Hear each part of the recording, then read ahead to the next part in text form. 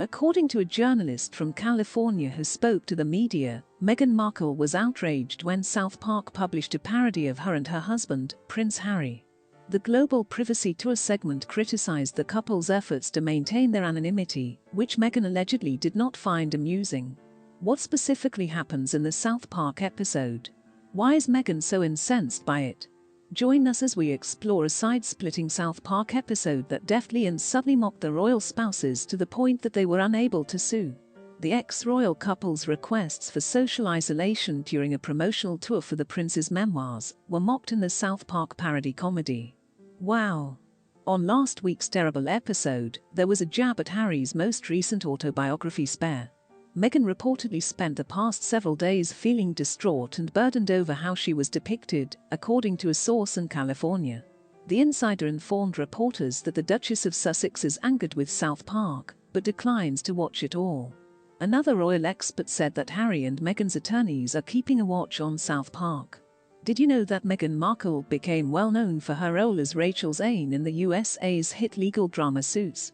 Without using their names, the royal couple was made fun of in the South Park episode. The royal couple of Canada were portrayed in the episode as a youthful royal couple who would obnoxiously plead for privacy while attracting attention to themselves. The pink attire Meghan donned for participating in the Colour March in 2018 is seen on the ginger-haired prince and his wife as they promote the prince's book Why, the cover of which strikingly recalls Harry's book Spare. The primary protagonists Stan and Kyle brand the Sussexes' cartoon counterparts as the foolish prince and his stupid wife, while Kyle gripes about the luxury plane parked outside their house. The episode is full of jabs at the Sussexes. The episode opens with Aik, Kyle's adoptive Canadian brother, lamenting the passing of Canada's queen, who resembles Queen Elizabeth II.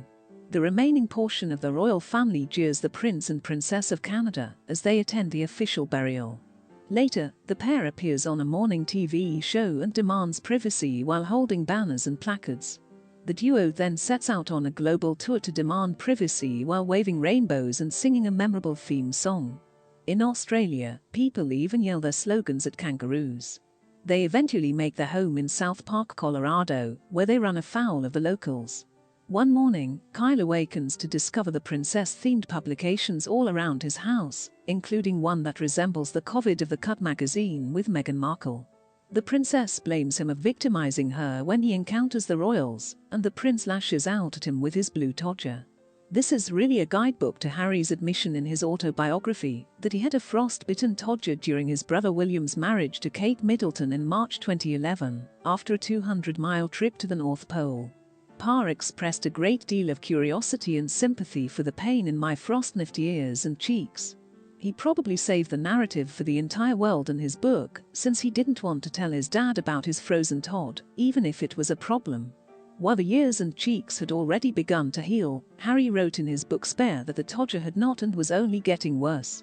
Thankfully, Harry visited his doctor to get the matter addressed at post-wedding, and all is good today. Todger savvy.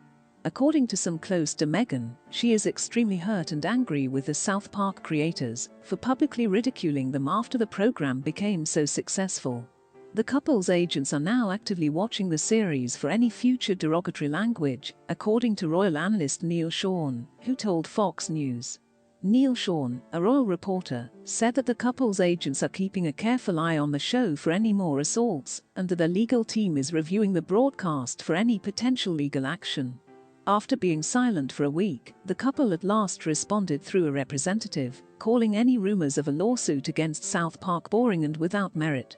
The message, nevertheless, made no mention of the likelihood of their attorneys watching the show for any potential attacks or other criminal activity, or the effect the episode may have had on Meghan's mental condition.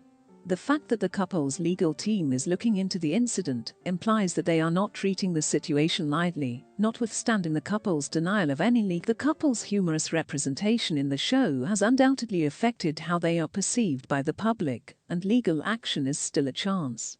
The short statement from a spokeswoman for Meghan and Harry to the allegations of legal action did not address the fundamental problems brought up by the episode. It is unknown whether the pair will take additional action, or how they plan to address the bad impact the experience has had on their public image. What are your thoughts on this debate? Please leave a comment and remember to subscribe.